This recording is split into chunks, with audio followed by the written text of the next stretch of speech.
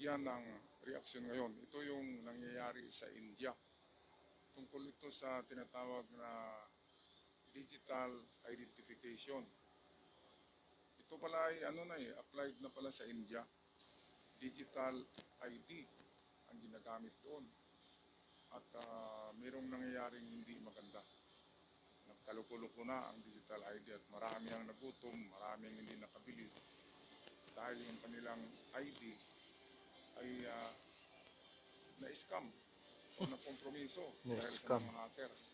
Ano ba Kaya yun? ito ang balita sa India patungkol dito sa sinasabing digital ID.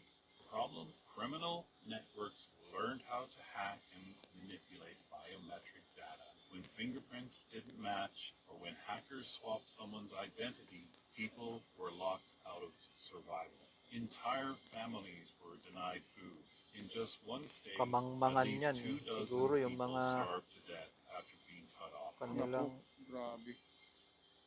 Dalawang estado pala sa India ang merong namatay na dusi-dusi ng tao dahil sa gutom, dahil sa hindi na nakakabili.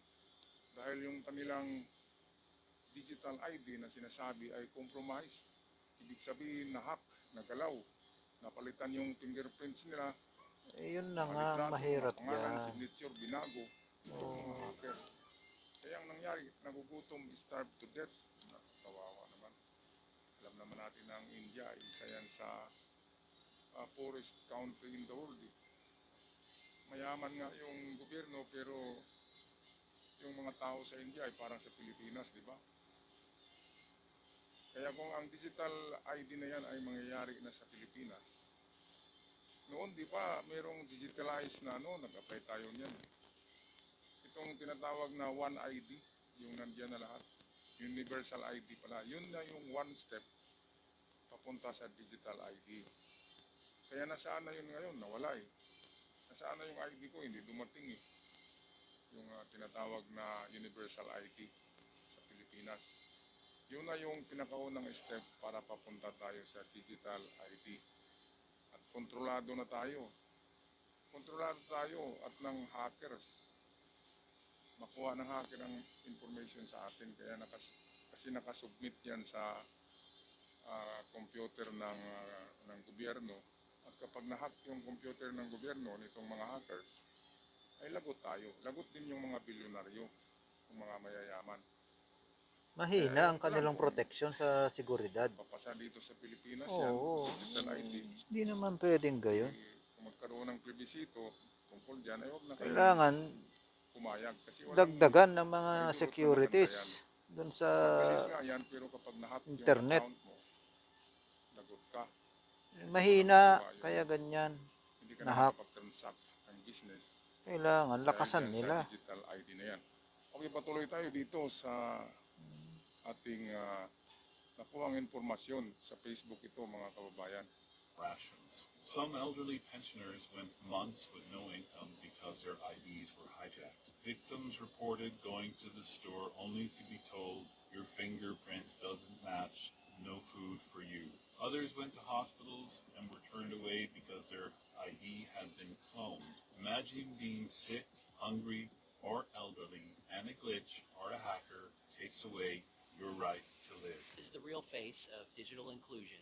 Tie everything you need to live to a single government database, and a fingerprint smudge or a hacker can turn off your life like a light switch. They'll promise convenience and safety. India shows the truth. It's centralized control with a body count. Never let them make your right to eat dependent on a machine's approval. India linked food, money, and medicine to a mandatory biometric ID called Aadhaar. Nako, mga kababayan, mandatory pala sa India yan eh. Ayan o, mandatory na magkaroon sila ng magkaroon ng digital ID. Nako.